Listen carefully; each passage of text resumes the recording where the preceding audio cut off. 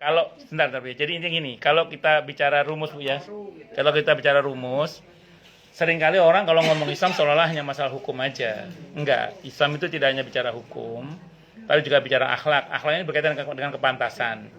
Jadi kalau yang saya paham, yang Ibu maksud misalnya minta bagian ini tentu dengan ketentuan yang memang tadi dalam tanda kutip kita tidak berlebihan lah. Monggo silakan, tidak ada masalah.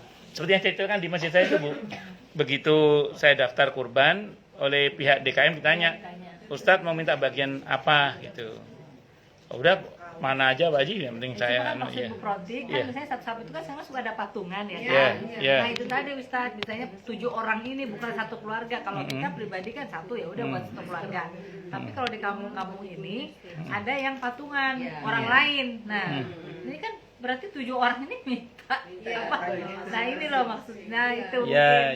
Tapi tetap pakai ada begitu ya Ustaz? Iya, pakai ada. Jangan sampai yang 7 orang itu ngambil yang semuanya pengen yang ini, sisanya itu baru buat pukoro. Oke, monggo. Kalau misalnya ada Sebentar.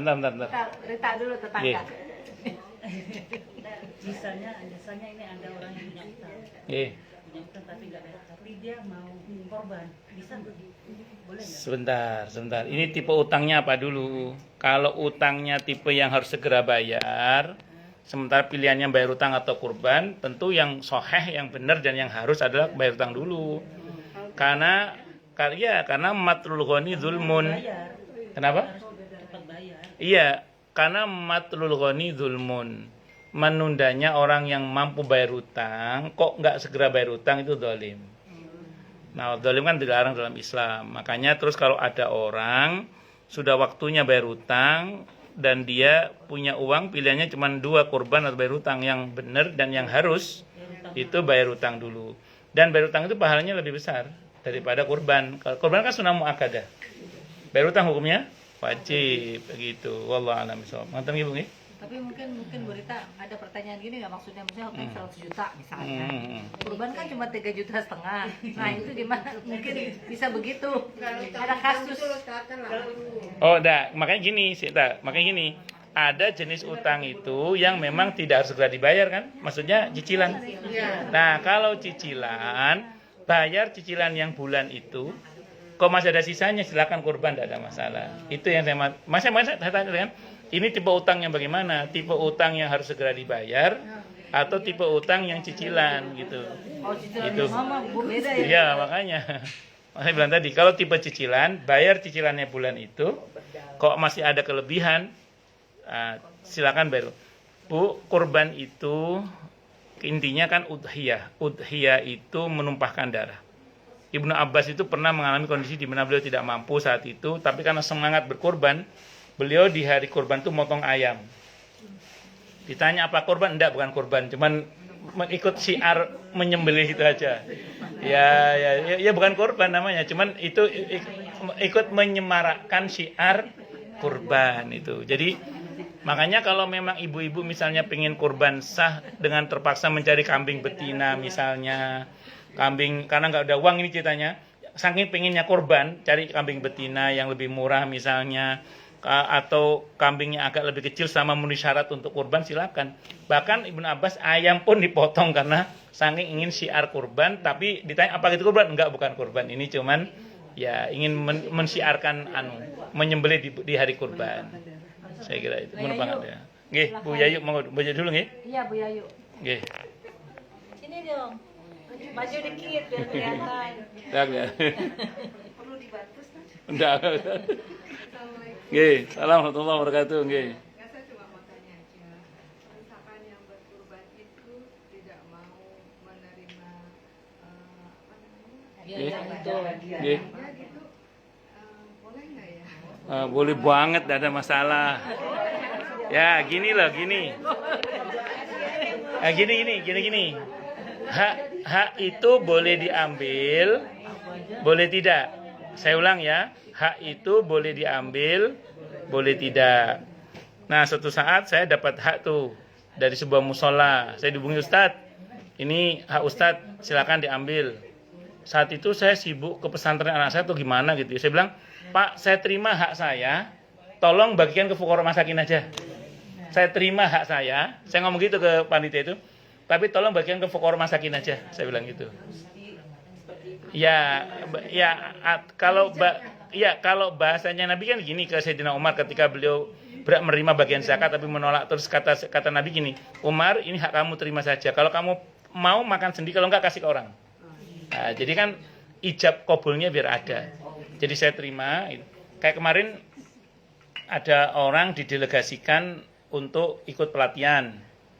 Di organisasi ada sistem di mana bendahara mesti ngasih uang saku. Rupanya bendaharanya terlambat memberikan uang saku, saya kasih uang saku sendiri, uang sendiri. Terus saya kasih uang pribadi. Saya lapor ke bendahara biar dia nggak transfer kedua kalinya kan. Udah saya kasih pakai uang saya pribadi. Oh nggih pun, pinten yai berapa uang paling dikasih? Gini. Sama mau transfer ke saya toh? Saya terima ya. Saya kembalikan lagi masukkan ke kas aja lah. Nah, jadi saya terima, saya masukkan kas lagi itu. Ya itu. Betul. Ada masjid tertentu itu karena saya nggak tega terima amplopnya kan. Habis khutbah Jumat itu saya dikasih amplop, saya bilang saya terima, saya sumbangkan untuk pembangunan toiletnya. Saya bilang gitu. Akhirnya di daftar penyumbang itu ada nama saya, Ustaz Subhan nyumbang 500.000 untuk pembangunan toilet itu.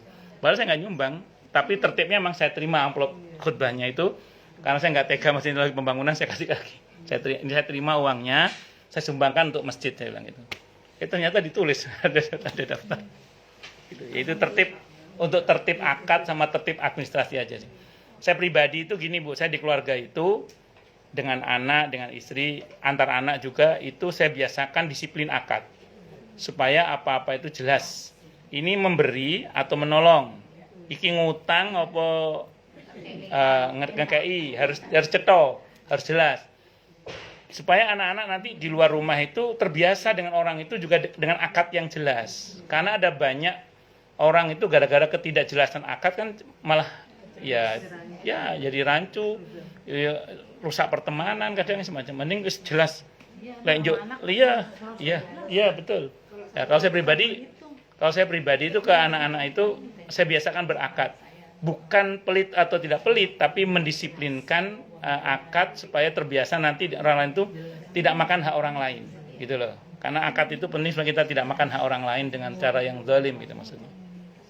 Oke, monggo Bu. Anak itu, kalau kita punya anak perempuan dua-duanya, nah, terus sekarang kita sudah bikin surat wasiat gitu.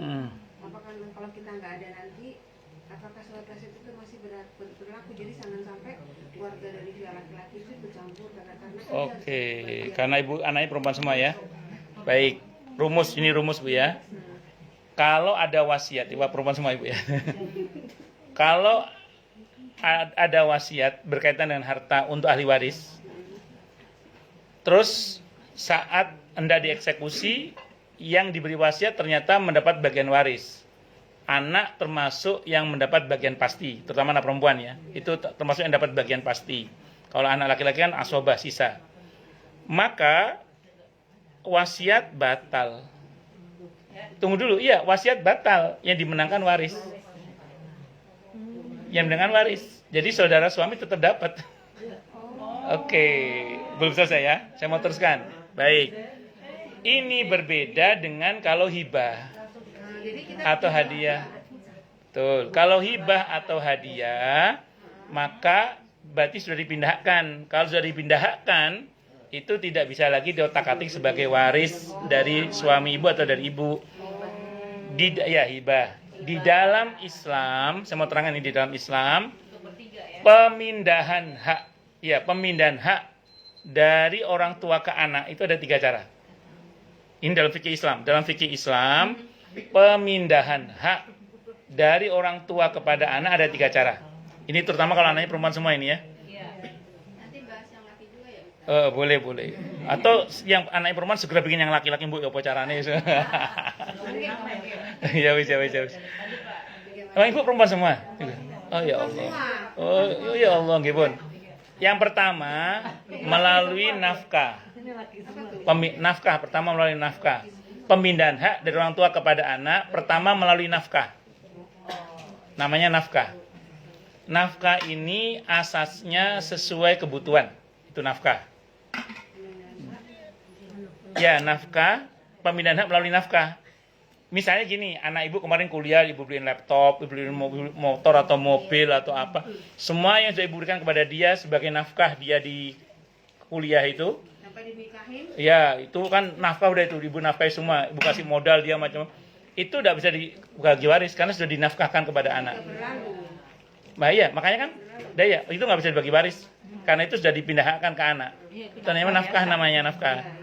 Ya, contoh gini deh, kalau nafkah itu kalau anak sudah mulai besar semua ya.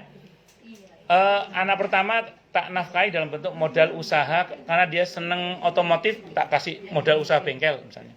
Yang perempuan senangnya konveksi, tak bukakan konveksi misalnya.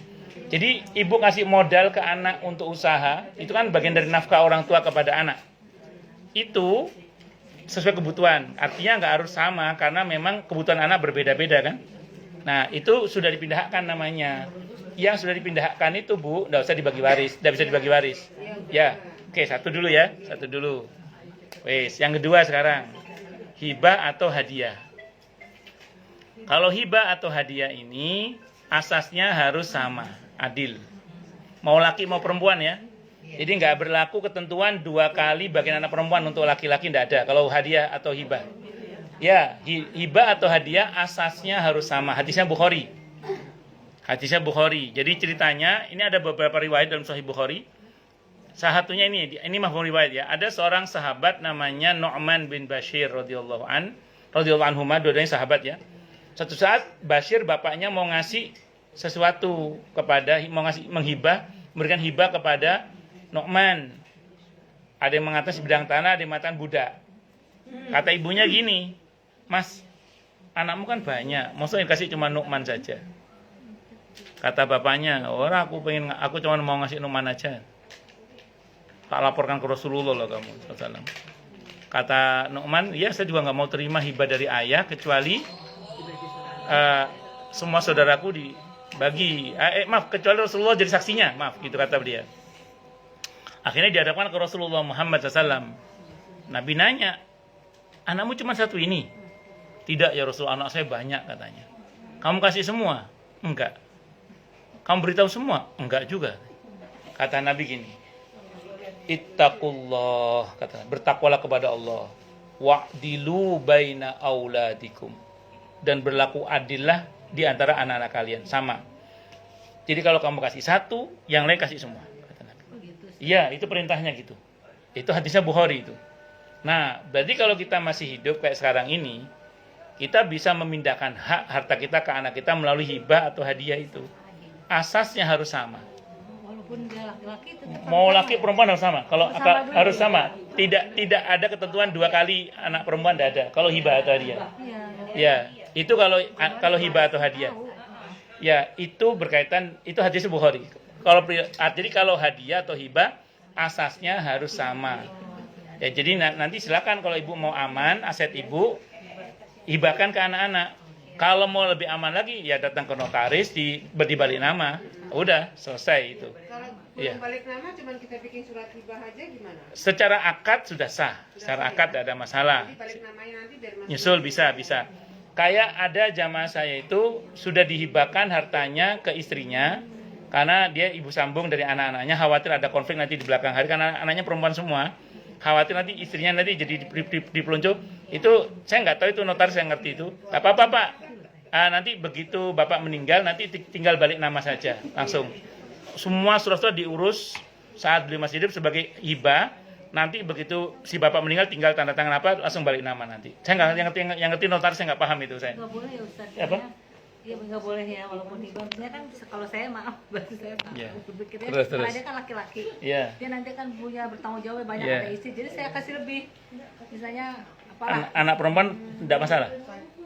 Ya sebenarnya ya itu kadang kita nggak, nah ini ada yang nggak terus terang misalnya gini. Kalau Bu Murni anak perempuannya mempersoalkan. Kalau Bu Murni. Ini akhirnya timbul. Saya beli tanah misalnya, tapi kan ada juga yang sama rata. Ada yang misalnya apa yang udah kadung ini apa, terus saya ya udah buat kamu aja nih, kamu kan nantinya buat kamu gitu kan. Udah saya balik nama atau apa. Tapi ini murni saya, bukan dari waris loh ya. Tapi emang ya itu tadi agak lebih saya berpikiran dia Ya. karena dia laki-laki. Ya, kalau di Sahih Bukhari harus sama. Kalau Bu Murni yang itu, Babu Toba itu saya cerita sih karena bukan aib ya, karena beliau cerita di nanya di majelis taklim. Beliau cerita ke saya bahwa yang putranya yang laki-laki yang baim itu dikasih beberapa fasilitas lah. Sebenarnya sama, anak perempuannya juga iya, cuman memang ke anak laki-laki agak lebih karena pikirannya kayak Bu Nurma tadi kan, dia laki-laki, dia harus ya. Tapi dalam hukum hibah itu nggak bisa begitu. Asal ternyata bener kan, ada kecemburuan pada anak perempuannya kan. Ya, contoh nih, Iya, rumah iya, saya di iya, Bandung. iya. Itu kan dia lebih kecil rumah ini. Bandung kasih hibah ke anak saya yang cewek. Kalau yang Kemang ini Eki. Terus dia langsung ngomong, tuh kan kalau Eki ada rumahnya di Kemang. Nah, ya kan, nah itu. Gitu. Nah, Ya, begitu. maksud saya. Gitu. Terus Ya itu yang saya maksud itu. Makanya kata Nabi kalau hibah atau hadiah harus sama.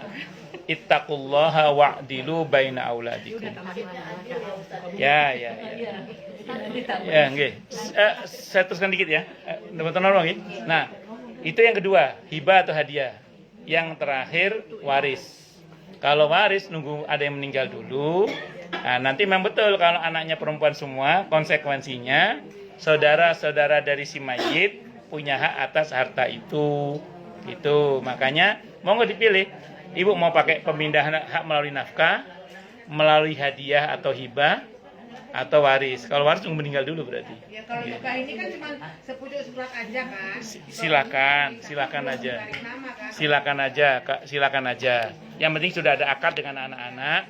Pokoknya ini sudah mama hibahkan ke kalian rumah ini untuk kalian ini. Jangan gini ya, suratnya jangan gini Bu. Nanti kalau mama meninggal, rumah ini untuk kalian, itu wasiat namanya, nggak sah. Kalimatnya gini kalimatnya, anak-anak kumpulkan rumah ini untuk kalian. Ini mematuskan ya, dengan ini kami menyatakan bahwa rumah ini sudah saya hibahkan kepada anak saya bernama ini. Ya, sudah saya hibahkan. Jadi jangan. Terus gini, ibu sebagai orang tua punya hak untuk meletakkan syarat. Karena gini, ada orang tua gini, ntar kalau saya hibahkan ke anak, berarti saya udah nggak boleh tempat tinggal rumah itu. Nggak, ibu punya hak untuk hibah bersyarat. Dengan syarat selagi mama masih hidup, mama masih boleh tinggal di sini. Kalau anaknya balelo, tak jaluk maneng. Saya minta lagi boleh. Jadi hibah itu boleh minta kembali. Ya, jadi kalau dalam hadis riwayat Abi Dawud, Nabi bersabda qamakal, tidak halal seseorang meminta kembali apa yang telah diberikan kepada orang lain kecuali dari orang tua kandung kepada anak kandung. Misalnya anak ibu maaf balelo, tiba-tiba mantu ibu berulah gitu ya. Wah, rumah ini kita jual aja lah, macam-macam. Ibu, aku terusir dari sini. Mau aku hibahnya enggak jadi, tak minta lagi aja. Boleh gitu misalnya gitu ya. Misalnya. Ya, nggih, monggo Bu Tutri handayani, monggo. Nggih. Pemberian tadi sebelum meninggal ya. Nggih. Ada batas itu apa? Ya. Batas sepertiga. Bagus. Gini Bu, gini. Hadis ini sependek yang saya pahami ya. Hadis mengenai pembatasan sepertiga total harta berkaitan dengan hibah atau hadiah atau infak atau apapun. Itu kalau kepada selain anak dan istri, terutama kepada selain anak, terutama kepada selain anak. Karena hadis itu gini Bu, bunyi hadis itu gini. Ada sahabat Nabi namanya Sa'ad ibn Abi Waqqas radhiyallahu anhu, beliau sakit ditanya. Nabi jenguk beliau. Kata Sa'ad bin Abi Waqqas radhiyallahu anhu, ya Rasulullah, seperti yang Anda lihat, saya sakit seperti ini. Anak saya cuma satu, harta saya banyak. Boleh enggak ya Rasulullah kalau seluruh harta saya infakkan di jalan Allah? Kata Nabi, tidak boleh. Bagaimana kalau 2/3-nya? Tidak boleh juga. Kalau separuh ya Rasulullah, enggak boleh juga, kata Nabi. 1/3 cukup, kata Nabi. Itu sudah banyak. Lihat kalimat berikutnya. Kamu meninggalkan hartamu untuk anakmu dalam keadaan berkecukupan itu lebih baik daripada kamu tinggalkan mereka dalam keadaan kekurangan sehingga karena dia malah minta sana minta sini kepada manusia. Nah, itu yang dibatasi Bu, infak fi sabilillah.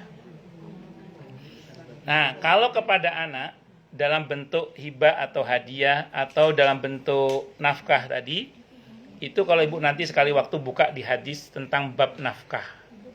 Kalau Ibu nanti buka di kitab-kitab fikih tentang bab nafkah, yang diulang-ulang dalam hadis apa itu? Ma'ruf. Ma'ruf itu apa? Kebaikan yang terakhir dan ruang dan waktu. Artinya kebutuhan anak bagaimana? Contoh gini misalnya, ada istri minta nafkah ke suami misalnya gitu ya. Istri minta nafkah, ini kan nafkah ma'ruf, minta nafkah ke istri, ke suami misalnya. Mas, ini waktunya bayar kuliah anak-anak, berkaitan dengan nafkah anak-anak, kan kuliah anak bla bla.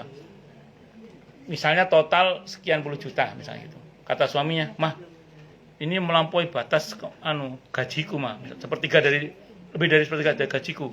Jadi aku ngasih cuma sepertiga aja, mah. Sisanya kamu cari sendiri." Oh, wong lanang apa iki? Bahkan kalaupun misalnya dia terpasang ngutang-ngutang untuk memenuhi nafkah keluarga itu, mungkin harus dilakukan juga kan? Artinya kalau untuk keluarga, Bu, terutama nafkah berkaitan hal ini adalah anak terutama ya, itu nggak dibatasi sepertiga. Bisa semua. Kenapa? Kalau kepada anak, orang tua boleh meminta kembali. Jadi tidak halal seseorang meminta kembali apa yang telah dihibahkan kepada orang lain, kecuali dari orang tua kandung kepada anak kandungnya. Kalau anak kandungnya balelo, boleh diminta lagi itu. Enggak jadi banyak lagi. Itu seperti itu. Oke, monggo. Boleh ya, itu ya kayak gitu. Sebentar lama dulu nggih. Nggih, monggo. Ini saya kan punya rumah. Nggih. Saya beliin anak Wah, ini kalau masalah harta kok banyak yang nanya. Nggih, monggo. laki-laki. Nggih. Dia punya uang Nggih. 40, Nggih. terus saya tutupin semuanya dan dia dapat rumah. Sekarang dia punya rumah saya yang asli dibangun sama dia. Terus bagaimana itu, apa yang saya kasih pertama itu buat dia, terus yang rumah saya ini yang dibangun dia, apa dia ada hak itu? Baik. Pertama, akad ibu kepada anak ibu saat ibu menutup kekurangan dia itu apa namanya? Akad apa itu? Iya, sudah berarti milik dia kan? Ya sudah berarti selesai. Itu milik dia, ibu belikan untuk dia gitu ya. Ya, oke. Pertanyaan berikutnya, sekarang ibu dibantu nih, rumah ibu dibangun oleh dia kan, ada rezeki. Pertanyaannya ini apa? Dia investasi apa bantu mamanya gitu? Bantu mama. Ya sudah berarti itu hibah ke ibu sudah. Ya, itu hak ibu bukan hak dia berarti. Enggak, maksudnya kalau saya nggak ada, itu misalnya anak yang punya rumah Dihitung saya waris. kan anak saya 3. Iya. Berarti itu apakah Waris. 3 apa hanya itu anak perempuan? Dibagi waris. Dibagi waris peninggalan ibu, iya. Karena kalau yang rumah yang pertama udah hak dia. Iya, karena sudah ibu berikan ke dia kan? Itu seperti itu. Saya sami. Nggih. Lebih sepuh siapa? Ini. Lebih sepuh. Ini. Ibu dari tadi ya? Iya. Oh, maaf ini dulu ya, Bu ya. Ya, maaf kasihan. Maaf. Nggih, monggo. Nggih, monggo. Saya kan punya perkumpulan, terus membelikan kambing untuk supir. Itu jatuhnya gimana? Bagus. Untuk kurban ya? Ya, itu yang saya sering sarankan kepada bos-bos yang kaya-kaya yang kadang sapi banyak. Kayak Pak Saiful Munir kan, Pak Ji kan sering berapa sapi beliau itu. Nah, itu sering saya sarankan kalau untuk yang bos-bos kayak gitu itu kan enggak mungkin keluarganya udah terakomodir semua kan keluarganya kan sekian sapi itu 7 orang udah kali berapa misalnya. Kan masih ada lebih itu misalnya. Nah, itu saya sarankan untuk dimampukanlah karyawan-karyawannya. Cuman dalam mazhab Syafi'i gini. Ya, betul. Dalam mazhab Syafi'i tapi Bu, karena kita statusnya memampukan dalam mazhab Syafi'i ya, kita tetap harus nanya ke yang bersangkutan. Tahun ini kami mau kurban atas nama kamu mau nggak? Ya mau Bu, dah niat kurban kamu ya, niat kurban dia, nanti ibu bawa kurbannya ke sapi. Apa? Ya. Ya, maaf, saya cari aja, seperti yang lain aja. Ya, kalau dia nggak mau. Iya. Makanya nanya dulu, kamu mau nggak saya kurbankan tahun ini kita mau kurban atas nama kamu mau nggak? Mau ya, kamu niat kurban ya, nanti kambingnya kita antar ke masjid. Jadi tiap tahun itu kami mengkurbankan 2 orang supir. Mungkin tapi tahun depan nanti mobilnya. Ya, boleh, tidak ada masalah. Tapi ibu mesti nanya ya. Jadi tahun depan kamu ya jatuh kamu ini. Ya. Kalau dalam mazhab Syafi'i ibu mesti ngasih informasi ke dia ya, supaya dia niat. Kalau dalam mazhab Syafi'i kita harus ngasih tahu. Kalau dia nggak mau, Bu, tidak usah Bu, jangan karena sudah kurban sendiri. Oke, berarti cari yang lain gitu. Atau ada yang tadi, Bu, mentanya aja Bu. Iya. Maaf ya saya cari yang lain aja misalnya gitu. Nggak boleh kan? Iya. Kita ngajarnya umroh. Iya. Kan karyawan kadang-kadang dia sebentar dia misalnya rumahnya belum ada. Iya. Tapi kadang Bu, saya boleh nggak ini? Nah, itu kan karena ngajar saya umroh gimana ya tuh? Ini kan itu uang ibu sendiri kan? Iya, uang ibu sendiri. Udah gini. Kita udah tahu Ya. setiap tahun misalnya jatah. Iya. terus dia bentar kan dia rumahnya belum ada, terus dia minta, lu boleh nggak jatah saya ini untuk misalnya saya untuk rumah atau untuk apa gitu. Ya. Atau bagaimana kalau begini?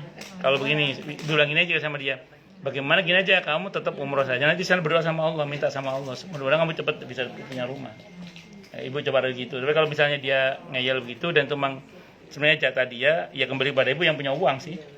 Ya kembali pada ibu yang punya uang. Tapi udah Ya. ide saya ya. Kalau ya kembali ke ibu kan itu uang ibu, kembali ke uang ibu itu. Saya kira itu Allah a'lam bishawab. Alhamdulillah Mas Viro sekarang ada umroh nih bertujuh. Jadi nah itu tadi Yeah. Mbak bilang sapi di daerah Babelan. Oh, alhamdulillah. Jauh. Bukan Babelan apa sih? Daerah Tambelang. Tambelang. Pak Udin. Orang Tambelang. Pak Udin satu Mbak Putoba. Satu lagi tuh Pak Bayayu. Oh, oke, sini. Ya, monggo. Bu Yayu nanti pantun. Yang saya menanyakan tadi tentang bayi Iya, Bu. antara 3 bulan sampai 4 bulan ya. Iya, Bu. Kebetulan kejadian sama anak saya. Iya, Bu. Anak saya usia 44 tahun. Nggih. Tiba-tiba kan hamil. Nggih. Tapi dari 3 bulan ke 4 bulan itu bayinya tidak berkembang.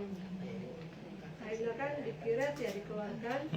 Nah itu yang saya menanyakan, apakah bayi itu udah harus diberikan nama? Baik. Terus bagaimana kelanjutannya untuk penguburan kan udah ya Pak Ustaz. Nggih. Cuma yang untuk memberi nama udah memberi nama Pak. Bagus. Kalau ada cerita ibu dari 3 bulan ke 4 bulan ya, berarti belum manusia masih. Karena belum manusia berarti belum ada ruh maksudnya. Berarti belum ada kesunahan untuk memberi nama. Kata beliau itu, kata anak saya itu udah mulai bergerak. Bergerak itu belum tentu ada ruhnya, karena kan bayi itu begitu organ tubuh tertentu terbentuk kan ada yang gerak-gerak det gitu Mang. Ya, jadi belum tentu itu ruh. Ya, tadi itu gerakan biologis. Jadi belum tentu itu gerakan ruh. Gitu. Jadi kalau 4 bulan ke atas memang ada hadisnya kan. Ya, tadi ya kalau itu sudah masuk 4 bulan sudah manusia berarti. Kalau sudah manusia, nanti manusia yang sudah bernyawa roh. Kalau sudah bernyawa, memang sunnahnya tetap diberi nama. Wallahu a'lam bishawab. Yang kedua Pak Ustaz, Nggih. mengenai warisan ya. Nggih. Soalnya tante saya itu kan nggak punya anak. Nggih. Tapi dia punya anak angkat. Sebelum dia meninggal itu kan udah memberikan warisan, Wasiat. Wasiat untuk keponakan-ponakan 3 orang. Nah, terus yang selanjutnya ini yang anak-anak angkat ini, tapi dia bersikukuh itu bagian punya hak dia gitu, rumah itu gitu. Bagaimana Pak Ustaz? Yang dimenangkan wasiat karena anak angkat itu secara hukum Islam dia tidak mendapatkan waris. Dan dia hanya mendapatkan dari apa yang telah dihibahkan dan dinafkahkan oleh tante ibu kepada yang bersangkutan, dan dia mendapatkan bagian dari apa yang diwasiatkan kepadanya kalau ada wasiat. Nah, kalau dia tidak ada itu, misalnya tidak ada bukti bahwa ini telah dihibahkan kepada dia, tidak ada bukti wasiat juga, yang ada malah wasiat untuk para keponakan, makanya dimenangkan wasiat keponakan. Nah, justru sebenarnya si anak itu malah nggak dapat bagian apa-apa. Sebenarnya kalau semasa hidupnya nggak ada penyerahan hak kepada yang bersangkutan. Wallahu a'lam bishawab. Nggih. Nggih, sami-sami. Monggo siapa? Bu Yayu. Nggih. Sebentar. Bu Yayu yang ini. Ada berapa Bu Yayu? Oh, nggih. Aku bilang Yayu ini dulu tadi udah sekian nanti. Nggih, monggo.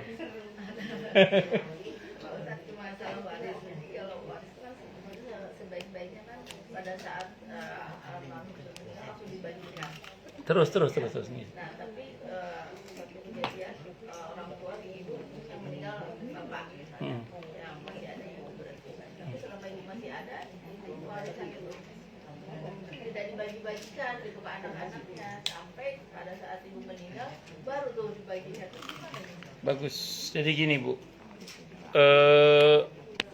pengertian waris segera itu kalau sudah selesai, 1 biaya pemakamannya, yang kedua pembayaran hutangnya, yang ketiga eksekusi wasiatnya. Kalau 3 ini belum beres, maka belum bisa dibagi waris. Maka ada sahabat Nabi itu yang sampai 4 tahun baru dibagi waris. Kata anaknya yang mendapat amanah bagi waris itu mengatakan, saya nunggu sampai clear bahwa bapak tidak punya hutang lagi. Itu seperti itu. Nah, kalau itu sudah selesai, idealnya memang harus segera dibagi. Ya memang fakta di lapangan di Indonesia ini, kalau terutama kalau ibunya nggak ngaji ya, anaknya yang ngaji, ibunya nggak ngaji misalnya gitu. Apalagi beberapa anak juga banyak yang nggak ngaji. Itu kadang pekewo sama ibu. Tapi ternyata saya pernah ketemu dengan jamaah yang ibunya itu ngerti banget tentang hukum. Sehingga pernah saya kedatangan tamu, bapaknya meninggal, ibunya langsung mendorong anak-anaknya untuk segera membagi waris. Wah, itu cocok itu, ibu seperti itu. Iya, itu ibu yang benar itu. Jadi mendorong anak-anaknya agar segera membagi waris. Jangan ditunda-tunda lagi. Wah, itu ibu yang cocok itu. Nah, ini problemnya kan tadi ibu tadi bilang ya, ini nggak bisa dibagi pekewo. Oke lah, itu fakta di lapangan. Ada orang yang begitu memang. Terus baru dibagi setelah ibu meninggal. Sekarang ibunya udah meninggal, ibunya sekarang. Ya sudah, jadi diurut. Ahli warisnya diurut dari ketika bapak masih hidup. Ketika bapak baru meninggal dan ibu masih ada. Karena ibu dapat bagian warisan si ibunya si anak-anak tadi itu. Terus nanti setelah selesai dibagi itu, ibu kan meninggal, dibagi lagi bagiannya ibu ke anak-anaknya. Karena nanti ahli warisnya bisa jadi berbeda, nanti ahli warisnya. Seiring berjalannya waktu bisa saja ada yang meninggal terlebih dahulu atau bagaimana. Itu caranya. Itu kalau ada kejadian di saudara saya, 7 laki-laki bersaudara ya, ayahnya meninggal. Nah, setelah ayahnya meninggal, anak satu dari 7 bersaudara itu meninggal. Nah, warisan belum dibagikan. Terus? Setelah ibunya meninggal, Baru dibagi, tapi yang meninggal duluan nih anak ini nggak dapat. Salah itu. Salah. Yang betul adalah yang meninggal itu dapat bagian warisan dari ayahnya. Terus dari ibunya dia nggak dapat karena dia meninggal terlebih dahulu dari ibunya. Namun dianjurkan untuk sedekah kepada anak-anaknya. Itu seperti itu, harusnya gitu. Oke, monggo Bu Yayu yang regensi. Oke, monggo.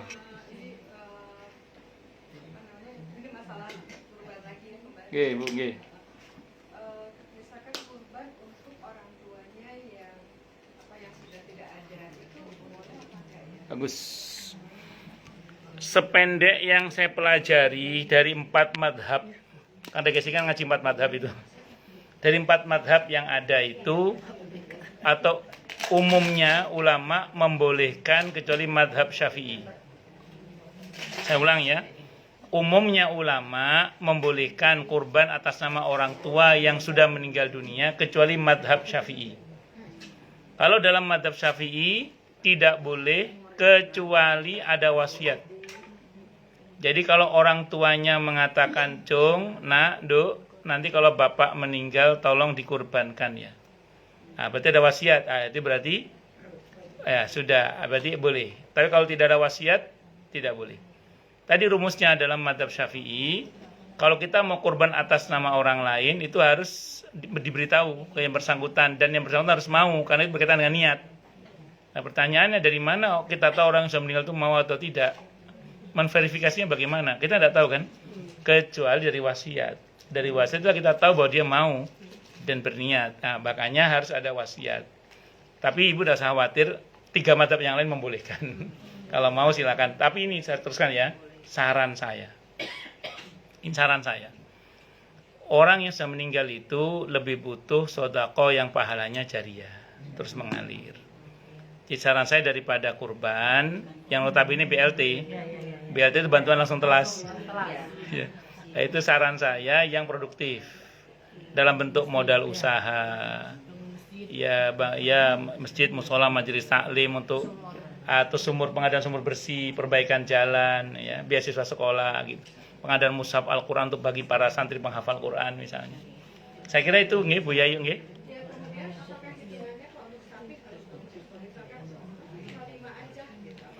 Gini bagus.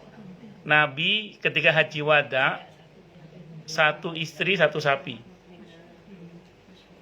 Ya 5 boleh banget. Pernah Nabi itu 1 sapi berlima, 1 sapi berlima. iya kan maksimal 7 toh? Yang satu orang aja boleh, apalagi 5 orang. Nabi di fikih sunnah ini Bu, di bab tentang haji nanti. Itu Nabi pas haji wada itu motong hadiunya itu 1 istri 1 sapi. Ustadz itu hadiu bukan korban. Ibu gini. Dalam kitab Al-Majmu' Syarhul Muhadzab kata Imam Nawawi yang disebut korban itu 2. Udhiyah, korban Idul Adha itu sama hadiu.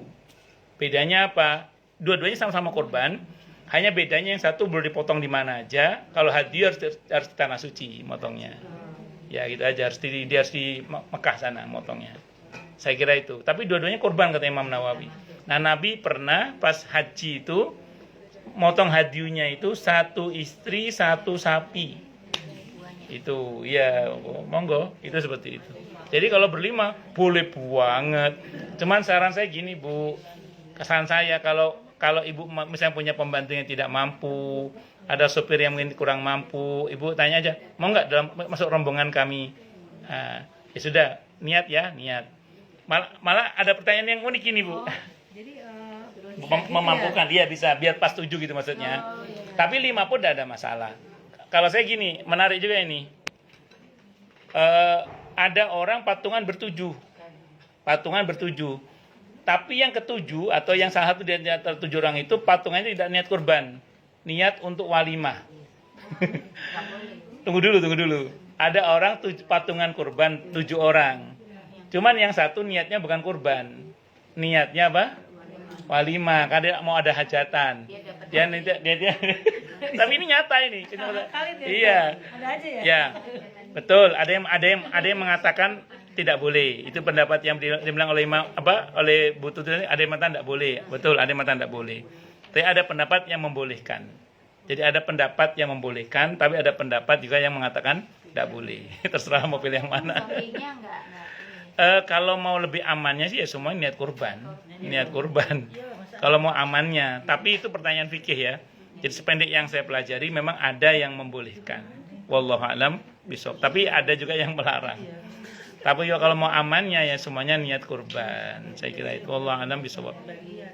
Sebenarnya tidak ada masalah, atau dia niat kurban nanti dapat bagian dagingnya nanti dia sebagai hadiah kan, sebagai hadiah ke tamu-tamu tidak ada masalah. Yang penting jangan dijual aja.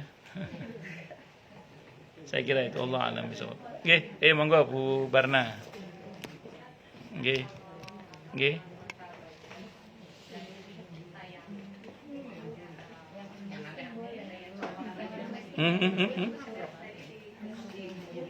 Dikubur sunnahnya. Ya. Bagus. Kalau kita bicara sunnahnya, iya. Kalau kita bicara sunnahnya, tapi tidak harus. Jadi nggak harus selalu kita kumpulkan, nggak harus. Kalau kita bicara sunnahnya, iya. Ya sunnahnya apapun yang hilang, yang lepas dari tubuh seorang manusia itu sunnahnya dikubur. Sunnahnya, bukan wajibnya ya. Sunnahnya dikubur.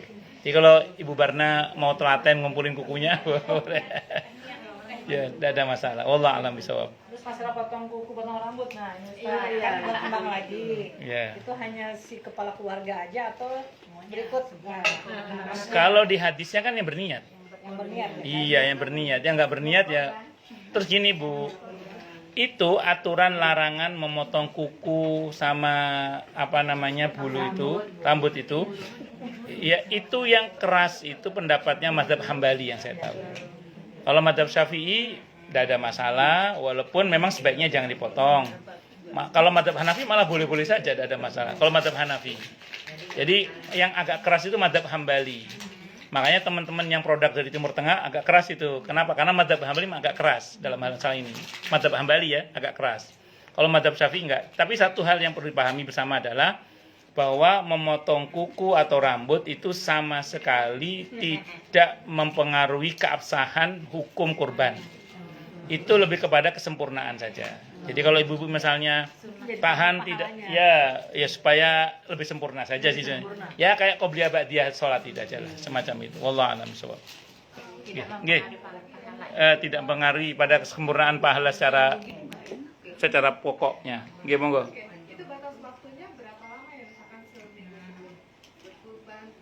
Begitu masuk hilal Dzulhijjah nanti malam maghrib Kalau nanti malam dihitung tanggal 1, dari nanti malam sampai binatangnya dipotong.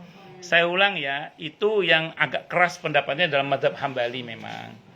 Aku ditekankan memang itu dalam mazhab Hambali. Makanya beberapa teman-teman dari Timur Tengah rata-rata wah streng karena mazhabnya Hambali. Nah, sementara kalau dalam mazhab Syafi'i tidak terlalu berkeras-keras walaupun memang anjurannya jangan dipotong. Itu Pak sebaiknya gitu maksudnya. Kalau mazhab Hanafi malah mubah. Mau potong nggak dipotong sudah tidak ngaruh. Mazhab Hanafi itu tidak ada masalah. Ada mazhab Hanafi. Ya saya kira itu. Wallahu a'lam. Cukup dulu ya.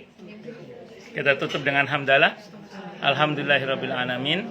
Semoga kajian kita bisa bermanfaat mubarakah fid dini wa dunya wal akhirah untuk kita, keluarga kita dan seluruh umat Islam semuanya. Dan mudah-mudahan kita semua dijadikan oleh Allah sebagai orang-orang yang sukses dunia akhirat, selamat dunia akhirat, bahagia dunia akhirat dan dipermudah setiap urusan kita oleh Allah fid dini wa dunya wal akhirah. Semoga Allah limpahkan hidayah selalu untuk kita, semoga Allah tingkatkan selalu hidayah untuk kita. Dan semoga Allah berikan hidayah untuk siapapun yang melihat kita. Subhanakallahumma bihamdika asyhadu an la ilaha illa anta astaghfiruka wa atubu ilaik. Sallallahu alaihi Muhammad wa alihi wasallam. Saya mohon maaf. Wassalamualaikum warahmatullahi wabarakatuh. Wa jazakillah khairan. Wa jazakillah khairan. Wa jazakillah khairan. Sambil nunggu ini.